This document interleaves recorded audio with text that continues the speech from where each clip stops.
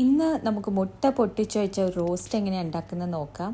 അതിലേക്ക് ആദ്യം തന്നെ ഒരു പാനിലേക്ക് കുറച്ച് സൺഫ്ലവർ ഓയിൽ ഒഴിച്ചു കൊടുക്കാം. സൺഫ്ലവർ ഓയിലോ ബട്ടറോ നമുക്ക് ആഡ് ചെയ്യാം. അതിലേക്ക് ഒരു തക്കാളി നന്നായിട്ട് ബ്ലെൻഡ് ചെയ്തത് ചേർത്ത് കൊടുത്തതിന് ശേഷം നന്നായിട്ട് അടച്ച് വെച്ച് ഒരു 5 മിനിറ്റ് സമയം കുക്ക് ചെയ്തെടുക്കാം. അതിനുശേഷം ഒരു 1/4 ടീസ്പൂൺ മഞ്ഞൾപ്പൊടി ഇട്ട് കൊടുക്കാം.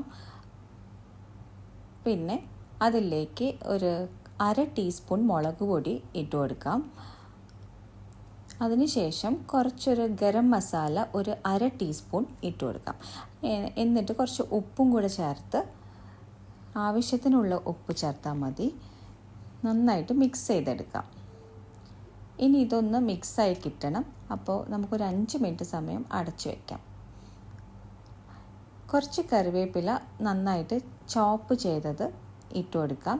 എന്നിട്ട് നന്നായിട്ട് മിക്സ് ചെയ്തെടുക്കാം.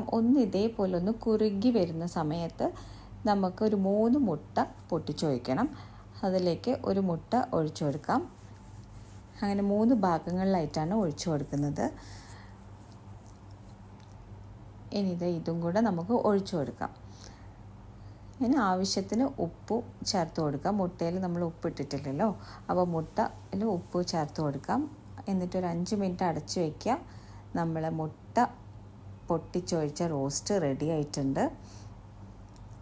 അപ്പോൾ ഈ ടേസ്റ്റി ആയിട്ടുള്ള മുട്ട പൊട്ടിച്ചൊഴിച്ച റോസ്റ്റ് നമുക്ക് ചോറിൻ്റെ കൂടെ യൂസ് ചെയ്യാം, കഴിക്കാം. അങ്ങനെ ഇതേപോലെ നമുക്ക് ചോറിൻ്റെ കൂടെ നമുക്കിത് വെച്ചിങ്ങനെ കൊടുക്കാം. പിന്നെ കറി ആഡ് ചെയ്ത് കൊടുക്കാം അതിലേക്ക്. എന്നിട്ട് നമുക്ക് കറി, മുട്ട, ഈ റോസ്റ്റ്, പിന്നെ നമുക്കുള്ളത് അച്ചാർ, കണ്ണിമാങ്ങ അച്ചാർ, കുറച്ച് തൈര്. അപ്പോൾ ഇത് മതി.